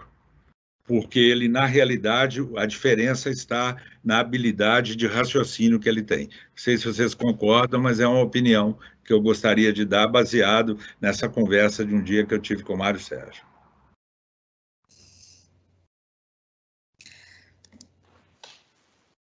Quem quer? É um debate, gente. Vocês fiquem à vontade. Bom, como o PC falou, isso não é nada novo, né? Já vem da década de 70, Rivelino, Zico. Claro que agora a situação está caminhando para algo mais organizado, com mais metodologia, mas acrescenta muitas coisas. Hoje vemos goleiro fazendo posicionamento de goleiros de futsal, mas tem que conhecer a realidade do futebol para realmente não achar que o futsal vai chegar lá e vai resolver todos os problemas do futebol. Agora não tenho dúvida que acrescenta, inclusive na parte tática, hoje em dia, estão acontecendo situações que o futsal já faz há muito tempo, como pressionar, voltar a defesa toda agrupada, o canhoto jogar pelo lado direito. Então eu não tenho dúvida que o futsal acrescenta individualmente e coletivamente, mas como o PC citou antes, temos que saber como chegar ao futebol, de que maneira chegar e de que maneira contribuir. Não é só pelo futsal. Existe o aprendizado de como isso vai contribuir no futebol, que é uma realidade totalmente diferente pela bola, linha de impedimento, enfim. Mas eu não tenho dúvida que acrescenta, e isso está provado em muitas décadas aí. Né?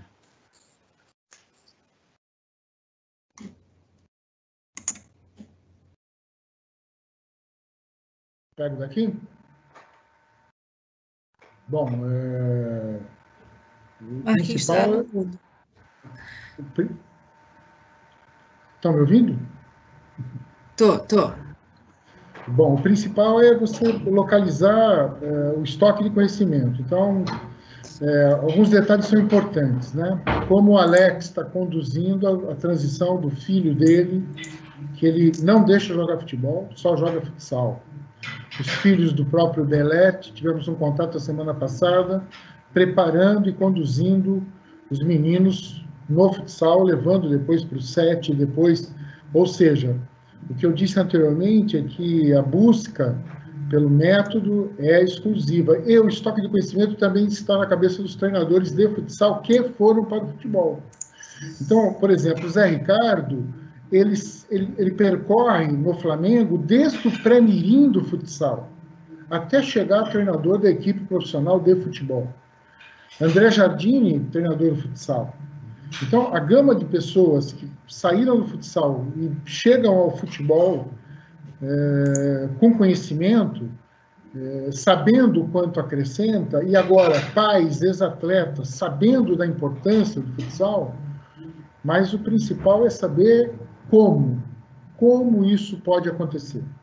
Qual é a real contribuição do futsal para o futebol? Então, esse debate está muito legal, está acontecendo em todos os meios, vai voltar a acontecer provavelmente no curso que o CBF Academy vai oferecer agora em agosto, que é justamente para que nós consigamos identificar que, por exemplo, hoje você vê a quantidade de bola parada que o treinador do Sarri consegue acrescentar à Juventus de Turim. E isso já vem desde o Empoli dele, a quantidade de bolas paradas, que é uma coisa absolutamente natural no futsal. Então, tudo o que é natural no futsal, e aí também nós temos esse nosso estoque de conhecimento do futsal, o futebol começa a entender, mas ele precisa ampliar o espaço, né? Então, o espaço ele é um pouco maior, como atacar o espaço de dúvida, e o principal é que o futsal, ele provoca o portador da bola. O futsal, ele negocia com o portador da bola, o Wilton Santana fala muito bem sobre isso. E o futebol está encontrando esse tempo agora, que é a negociação com o portador, principalmente na última fase de construção. Então, existem aí similitudes que estão sendo exploradas, estão sendo estudadas e estão sendo documentadas pelas pessoas do futebol e do futsal. Então, essa colaboração ela vai acabar se estreitando em algum momento, e acredito muito que a CBF seja e será a principal responsável pela ampliação dessa discussão. Bom, Marquinhos, quer falar? Vou tentar dar minha colaboração também, embora todos os convidados já permearam por várias situações, né? O Tacão inicia falando sobre a questão da tomada de decisão, né? Desse processo de aceleração de uma decisão, do espaço, enfim, que é muito característico da nossa modalidade. É muito importante a gente entender que existem várias situações dentro dessa formação, né? Isso está sendo amplamente discutido nos últimos meses aí. Existem as pessoas que fazem, né, futsal com o objetivo daquelas crianças, daqueles adolescentes jogarem futsal. Existem aqueles que fazem o futsal sem se preocupar para onde que a criança vai com 13 ou 14 anos. E pode existir a prática do futsal com o objetivo de transição para o futebol. Aí vai ser importante que os treinadores de futsal entendam mais sobre o futebol e que os treinadores de futebol também entendam mais sobre o futsal para que eles possam, de alguma forma, encontrar algumas situações metodológicas que facilitem isso. Por que ajuda? A gente sabe que ajuda e já ajuda há muito tempo, né? E não ajuda sozinho, porque eu vejo muitas pessoas falando, né, que o Neymar, o Ronaldo, enfim, saíram do futsal. Penso eu que pela idade que eles saíram, pelo tipo de treinamento que eles saíram, porque nós estamos falando isso décadas de 80, né, 90, era uma outra metodologia de trabalho. Será que eles conseguiram se tornar tão craques assim porque tiveram essa passagem? O que o futsal deu Por exemplo, o Neymar, que jogou futsal até os 9, 10 anos só. Não acredito que tenha sido tempo suficiente, embora não haja uma estimativa de tempo. O PC comentou sobre a possibilidade, e a gente vê muitos casos de atletas que fazem a sua transição tardia, como o caso do Alex, citado também, Zé Elias, que fez isso combinado, né? Fernando Diniz, que jogou futsal e futebol, que não teve a dificuldade da adaptação, então são vários fatores. Por isso que é um tema muito instigante, um tema muito importante. Não, também para tentar aqui não endossar, né, a fala de muitas pessoas que dizem que não tem que formar do futsal para o futebol, o futsal é um esporte pleno, eu também concordo absolutamente nisso. O futsal é um esporte pleno, mas se existir a possibilidade de prestar um serviço de formação, por que não? Né? Por que não? Por que não abrir mais um mercado de trabalho aos profissionais que provavelmente vão trabalhar só nas categorias de formação? Então, eu sei muito pouco sobre o tema, por isso que eu estou pesquisando. Então, vamos tentar descobrir algumas coisas aqui, através da minha dissertação de mestrado, que é nessa área de transição do futsal para o futebol. Perfeito, Marquinhos. Obrigada pelo debate. Acho que essa pergunta foi fácil para vocês. Não teve tanto debate. Agora, a gente tem a dinâmica das perguntas que a gente recebeu no dia de ontem e hoje. Hoje, por problemas técnicos, a parte de perguntas e respostas não ficou liberada, mas, enfim, se vocês quiserem mandar mais perguntas para o nosso Instagram e até para o Instagram dos nossos convidados, está todo mundo disponível para responder. Mas, assim, como a gente está com pouco tempo, eu vou botar uma pergunta para cada um e depois a gente parte para a última dinâmica. Tacão, o André Pena, que trabalha com a gente, que você conhece, ele pediu para você contar a história da convocação do Choco. Só que você começou a falar, eu não sei se você acabou. Tá com o microfone fechado. Pronto. A história da convocação do Choco foi o seguinte, porque eu ouvia falar muito do Choco, muito. E ele apareceu muito pouco na época no cenário nacional. Aí ele parece que tinha passagem pelo Inter, por outras equipes. Aí o Rudi Vieira, que falava comigo, você tem que ver o Choco jogar. Você tem que ver o Choco jogar. E um dia o Carlinhos Bittencourt falou comigo, hoje você vai ver o Choco jogar. Então são histórias muito interessantes, porque na realidade, quando eu vi o Choco em campo e aquilo que é a habilidade dele, a capacidade dele, a inteligência, para mim a inteligência do Choco é uma coisa fantástica, entendeu? Eu falei assim, bom, onde é que esse cara estava que eu não conhecia? Aí inventaram que eu não tinha convocado o Choco porque ele poderia ser mau elemento. Nunca na minha vida passou isso, eu não conhecia. Então, nunca. Eu vou falar com vocês, eu tenho que colocá-lo como uma das pessoas que jamais me deu qualquer problema, porque é uma pessoa excepcional, um caráter excepcional, e foi para nós um exemplo. Ele falou comigo um dia, o dia que começou a preparação para o Mundial da Espanha, ele falou comigo, eu jamais vou te dar um problema e você vai ter orgulho de mim. E eu vou dizer, eu tenho orgulho, muito orgulho dele, porque ele realmente carregou para nós uma situação de muita dificuldade naquele momento. E aquela final, eu assisti outro dia a final de novo aí na Globo e tal, falar com vocês, eu nunca sofri tanto.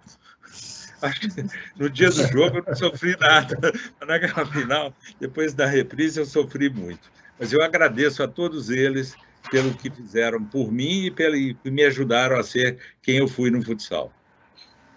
Tacão, se você me permite, eu gostaria de complementar a sua história, que em 94, quando eu começo a minha carreira como treinador, essa seleção campeã do mundo vai fazer um amistoso em Itaqui, no interior do Rio Grande do Sul, com o Choco, era, acredito, as primeiras convocações dele.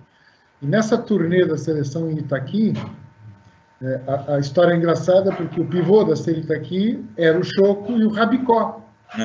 Falecido Rabicó. Exatamente. E você vai se lembrar que o Rabicó faz um gol de bicicleta contra a seleção brasileira, dá uma volta na quadra comemorando o gol, entra no vestiário e vai embora. Foi embora. Verdade. Ele disse que não tinha mais nada para fazer depois daquele gol. Mas eu me lembro muito bem de como você conduziu e aquela preparação da seleção brasileira no interior do Rio Grande do Sul. E como eu te disse, eu tive o prazer de acompanhar essa seleção durante todo o Mundial na Espanha.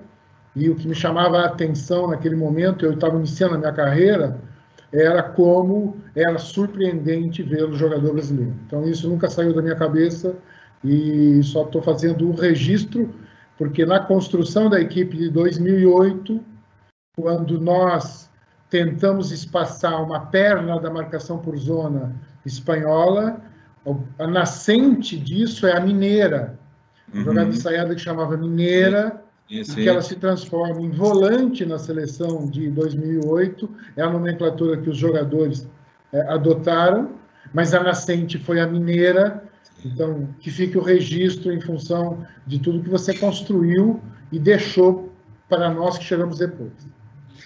Mas é muito fácil, porque trabalhar com aquele grupo foi muito... Todo mundo queria a mesma coisa. Nós saímos do Brasil falando assim, nós temos que ganhar um campeonato dentro da Espanha. E foi o que aconteceu, entendeu?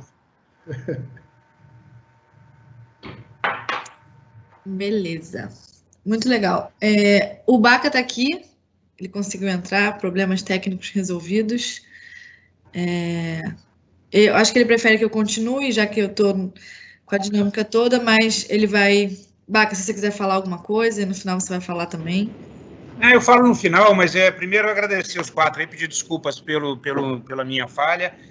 Houve um probleminha aqui eu estou em Recife, não estava com o meu computador e não tinha o Microsoft Teams baixado e me deu esse problema. Achei que dava para fazer pelo celular, tive que arrumar um computador aqui e fazer. Então, mil desculpas e realmente chato, mas eu assisti, porque eu pude pelo telefone, eu consegui assistir vocês falando aqui, o que foi muito bacana. Eu não podia participar, mas pelo menos podia estar vendo, então não perdi nada.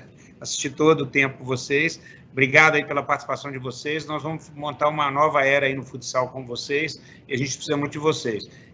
Eu vou deixar a Priscila continuar, eu só quero que vocês que estão nos ouvindo aí não esqueçam de lembrar que a gente tem um curso aí vindo logo na frente aí, o curso de futsal, super importante para nós, e esse curso vai começar já agora, neste mês de agosto. Inscrições já estão abertas lá no CBF Academy, né? Eu acho que é muito importante que vocês todos participem. No finalzinho, eu vou dar aí mais um pouquinho informações sobre o curso. Já tem 60 pessoas inscritas hoje de manhã, tá? É online, totalmente online, uma oportunidade bacana de capacitação, tanto para os técnicos e para as técnicas, para as mulheres. Esse é um ponto importante. Curso aberto, as mulheres se capacitarem, e bastante importante. Finalizando só, Priscila, para passar a bola para você de volta, eu não podia deixar de falar aquilo que eu falei no teste, falar do Tacão. Vocês falaram do Tacão, que o Tacão hoje é um grande ortodontista, não, né? Então, eu posso falar aqui, Tacão. Obrigado aí por estar aqui, você que é um dos mais antigos aí da minha terra de Belo Horizonte, lá, dos nossos olímpicos da vida, mas e dos outros clubes que você passou lá, mas obrigado aí por ter participado. Para quem não sabe, o Tacão é um dos mais importantes ortodontistas do Brasil, inclusive com referência lá nos Estados Unidos, dá aula lá nos Estados Unidos, e já consertou a boca de muitos dos nossos atletas de outros esportes com também, certeza. Inclusive o Luiz Alexandre, que é nosso amigo aí do voleibol. O Luiz, você também já soube, que você fez um belo trabalho lá. Eu agradeço vocês, é um prazer estar aqui vendo, que eu tive, Sorato, não tive tanto contato, nem nosso atual técnico da seleção, o Xavier Marquinhos, mas com o PC. E com você eu convivi mais, você lá com o Carlinhos na época da seleção, eu acompanhava só, e o PC, e aqui com os meninos lá, com o Jackson, Paulinho Bonfim, a nossa turma antiga lá, são meus amigos até hoje, e do lado de cá com o PC, quando ele estava dirigindo na liga que eu trabalhei, ele dirigiu a equipe tão bem, as equipes dele que ele fez, que trabalhou, que foi bem bacana, um projeto bacana. Então eu volto a palavra para a Priscila, eu deixo ela continuar com a dinâmica, eu vou estar aqui assistindo, não vou sair, mas eu prefiro que ela já começou e vá até o fim. Baca, deixa eu pegar um gancho aí, Baca, que você falou, e a Priscila também. Porque eu vou ter que sair daqui a 10 minutos, que eu estou dando uma aula para os Estados Unidos, começa às 7 horas, tá bom? Então eu tenho que entrar um pouco antes, tá bom, gente? Beleza. Então, não, por isso eu vou fazer o seguinte: a gente tem mais algumas perguntas, eu vou fazer mais uma pergunta só, vou selecionar uma dessas aqui e depois a gente parte para a última dinâmica, que é bem legal, que é interativa com o público. Eu vou perguntar pro Marquinhos como que você vê a evolução do futsal nas categorias de iniciação de base no futebol brasileiro. Com bons olhos, e como o Pipoca mencionou, vou aproveitar a fala dele inicial para tentar ser breve.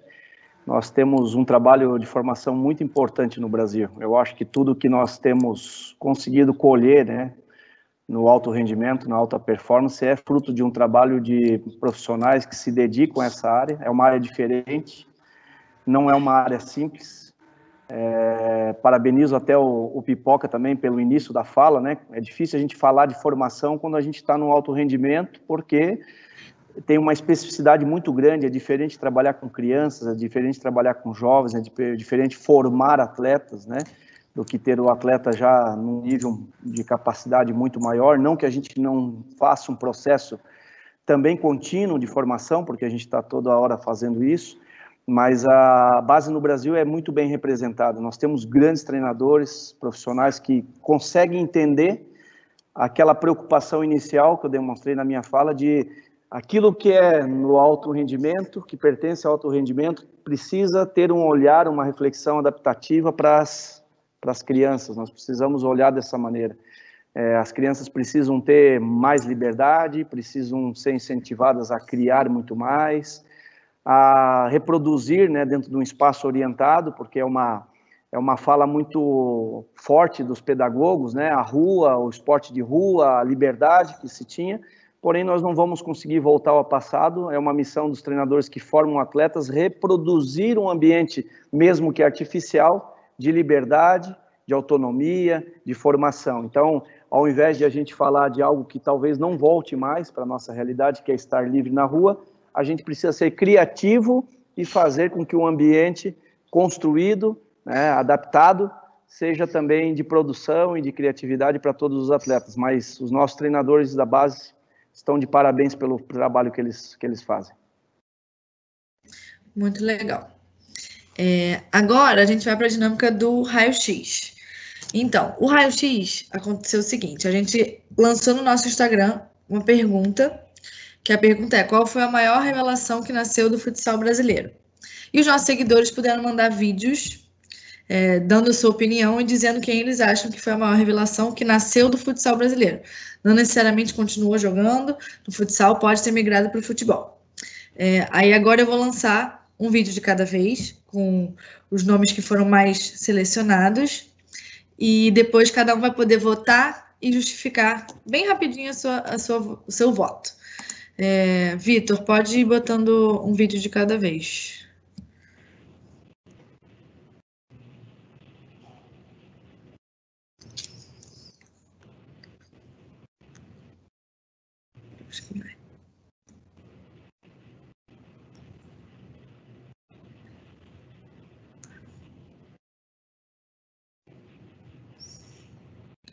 Já tá indo, gente. Problemas rápidos, técnicos.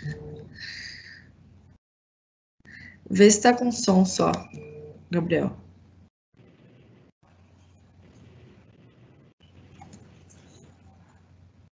Não, pra mim tá sem som.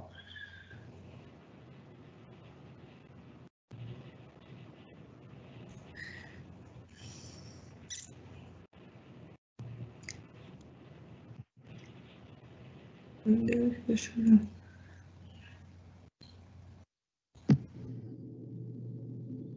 Olá, meus amigos, um grande abraço para vocês. Nós falamos de Pernambuco, aqui no sertão pernambucano, da cidade de Petrolina, em Pernambuco.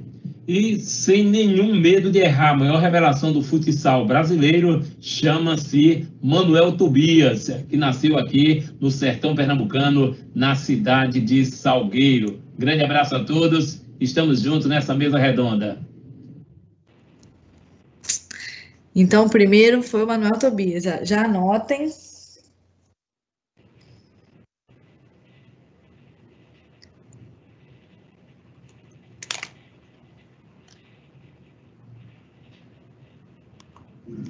Na minha opinião, o atleta que foi a maior revelação do futebol brasileiro foi o Ronaldinho Gaúcho, pela facilidade de raciocínio rápido, pela forma como ele quebrava as linhas de defesa, pela precisão em todas as jogadas que ele fazia. E é isso aí. Minha opinião é essa aí. Ronaldinho Gaúcho foi a maior revelação do futebol brasileiro.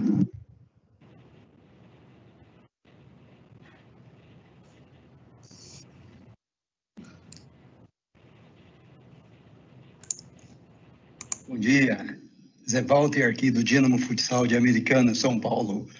Para mim, a maior estrela do futsal até hoje foi e sempre será o Falcão, né? Até que apareça mais algum, beleza? O Falcão é fera. Beleza. Então, deixa eu só dar o crédito para quem mandou, os nossos participantes, os nossos seguidores. O Luiz Vilas Boas, que mandou o voto no Manuel Tobias, Marcelo Passos, que mandou o voto no Ronaldinho Gaúcho, e o Zé Walter, que mandou o voto no Falcão. Aí agora a bola está com vocês, e aí eu quero que cada um vote no seu e justifique, por favor.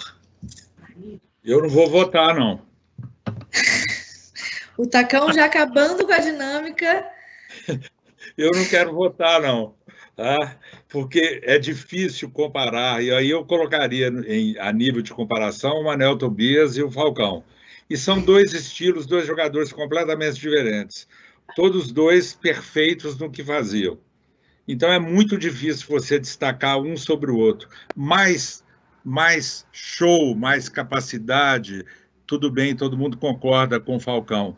Mais objetividade, mais foco, vamos dizer assim, de gol e tal, o Manuel Tobias. Então, é muito difícil, não dá para separar. Então, eu fico com a perna direita do Manuel Tobias e eu vou fazer e com o lado esquerdo do Falcão, então, apesar dele não ser canhoto. Tá? Quem vai conseguir votar agora? De Tancredo Neves, vem mineiro, Tancredo Neves. PC, seu voto agora, e justifica, por favor. Bom, a pergunta ela é bem ampla, né? Porque fica aberto, jogador brasileiro formado. Então, em termos de formação do futsal e que reproduziu o maior sucesso, o Ronaldinho, sem dúvida, porque ele sai do futsal de Porto Alegre, da ProService aqui, e consegue o alto rendimento no futebol. Exclusivamente do futsal, você também não pode comparar gerações, né? Não podemos esquecer de Kaká, Leonel, Serginho no Rio de Janeiro, Sorage, Dárcio, Zego, Medina no Corinthians, aí depois você pega Perdigão de Jackson, não, Tacão, aquele time do Minas espetacular, com Alexandre, Boi, Larinha, Totó. Então, as gerações são imensas para a gente citar. É claro que a projeção do Manuel e do Falcão conduziram os dois a momentos decisivos em maior quantidade que os demais, e talvez eles possam se equivaler nesse quesito. Mas, com relação a futsal e puramente futsal, eu acho que o Falcão conseguiu o algo mais. Ele conseguiu reproduzir, dentro e fora da quadra, importância para a modalidade. Beleza. Marquinhos, sua vez. Os três tiveram uma característica, né? Todos os três fizeram uma transição para o futebol. A diferença é que Falcão e Manuel já foram numa idade um pouco mais avançada, o que pode ter dificultado, porque se tivesse sido antes, tenho absoluta certeza que os dois também teriam tido muito sucesso na carreira. Eu adoro o Manuel Tobias, acho um cara da geração mais conservadora daquela época, onde a mídia não estava tão presente, a grande personificação do atleta de futsal, e o Falcão é o da era moderna, da era virtual, onde a plasticidade do jogo dele, onde os gols antológicos que ele fez, tudo isso foi brilhante, de maneira que eu não vou votar nem no Manuel e nem no Falcão, vou ficar com o Ronaldinho, porque para mim os dois, Falcão e Manuel, são incomparáveis. Ô, gente, ô, Sorato, me conta aí rapidinho quem que você vai votar, porque eu tenho que sair. Minha aula está começando. Curioso, ele vai sair, mas ele está curioso. Então, vamos lá. O Ronaldinho eu deixo para o futebol de campo, é um ídolo do nosso futebol de campo. Manuel, referência numa outra geração, como o PC falou. E quem me salvou a cabeça algumas vezes foi o Falcão, e que ele conseguiu aliar espetáculo a recordes, ou recordes a espetáculo. Então eu fico Falcão por esse motivo, mas claro, a gente sabe da importância do Manuel Tobias para o nosso futsal e de quanto o Ronaldinho foi espetacular também no futebol. Mas quem me salvou algumas vezes foi o Falcão e por isso fica o meu voto. Gente, eu agradeço a vocês profundamente, vou pular fora aqui, não é noutra oportunidade, viu, Baca, estou às suas ordens, tá bom, gente? Prazerão demais falar com vocês. Obrigada, Prazerão revê-lo, um abração. Obrigada a todos pelo voto, pela participação. Chegamos ao fim do nosso CBF Academy Talks Além do Jogo. Muito obrigada por todo mundo que está assistindo, que assistiu. Como eu falei, as perguntas podem ser enviadas para o nosso Instagram ou diretamente do perfil dos nossos convidados. Vou aproveitar que o Baca está aqui, falar um pouquinho mais do nosso curso. Já vou me despedir dos convidados. Muito obrigada, Marquinhos, pela participação. Obrigada, PC. Obrigada, Sorato. Sempre muito bem-vindos. Foi um prazer, mesmo nessa correria e no desespero, ajudar aqui. E muito obrigada pela atenção a todos. Baca, fica à vontade. Gente, brigadão de novo a vocês, em nome aí do CBF Academy. A gente fica emocionado porque vocês são ícones do esporte brasileiro, e são mesmo, não estou falando da boca para fora, eu os respeito e nós do esporte os respeitamos demais, são pessoas que a gente tem um carinho enorme, me emociona em falar. Vocês fizeram história, e essa história tem que ficar registrada, e é mais um passo aqui que a gente está fazendo, registrar a história com vocês. Então, agradecer a vocês a participação.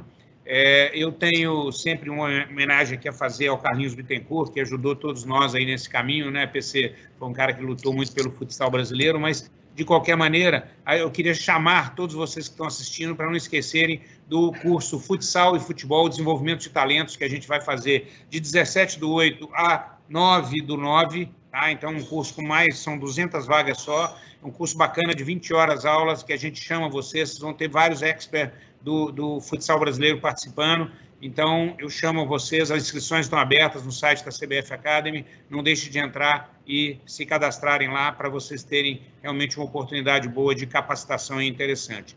De novo, peço desculpas pela minha ausência, eu volto a dizer, eu assisti tudo, gostei demais, mas por um problema aqui de tecnologia, mudando de cidade, eu não consegui entrar, mas vocês foram fenomenais e eu assisti, então eu posso dizer isso, eu assisti pelo telefone, eu não pude participar, repetindo, mas agradecer a todos vocês aí e dando aí um segundinho para falar a palavra final aí de cada um que vocês quiserem, começando aí pelo Sorato. Não sei, Sorato, se você é o mais idoso deles, no caso aqui sou eu, né, com 62, mas se você puder começar para nós, para fazer as suas últimas palavras para a gente fechar aí nosso curso e agradecendo a todos vocês.